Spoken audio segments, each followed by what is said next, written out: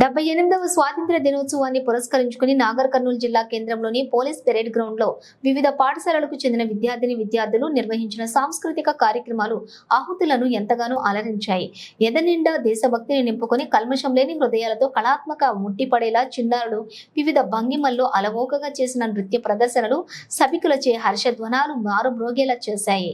ముఖ్య అతిథిగా హాజరైన planning board vice chairman doctor G చిన్నారెడ్డితో పాటుగా జిల్లా కలెక్టర్ బాదావత్ సంతోష్, జిల్లా ఎస్పీ గైక్వాడ్ వైభవ్ రఘునాథ్, నాగర్ కర్నూలు శాసనసభ్యులు డాక్టర్ కూచుకుళ్ల రాజేష్ రెడ్డి, అచ్చంపేట శాసనసభ్యులు డాక్టర్ వంశీకృష్ణ, అదనపు కలెక్టర్ సీతారామారావు, జిల్లా అధికారులంతా విద్యార్థుల ప్రతిభకు మెచ్చుకుంటూ వారిని మిమెంటోలతో సత్కరించారు.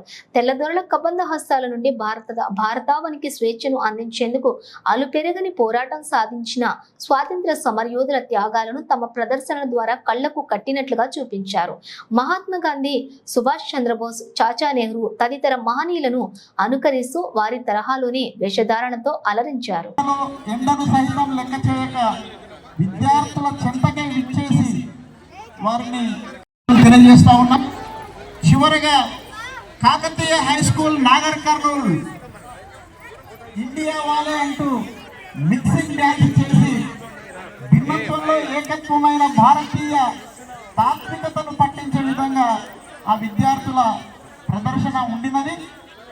వారికి గౌరవ కలెక్టర్ గారు ద్వితీయ బహుమతిని బహుకరిస్తున్నారు.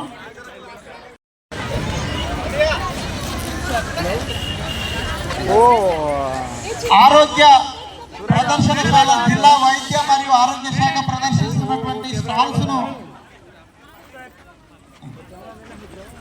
మొదటగా మన అతిథులు సందర్శిస్తా ఉన్నారు. త్వరగా విద్యార్థులు ఈ గ్రౌండ్ ఖాళీ చేస్తే పరేడు శకటాలు ఇచ్చేస్తాయి.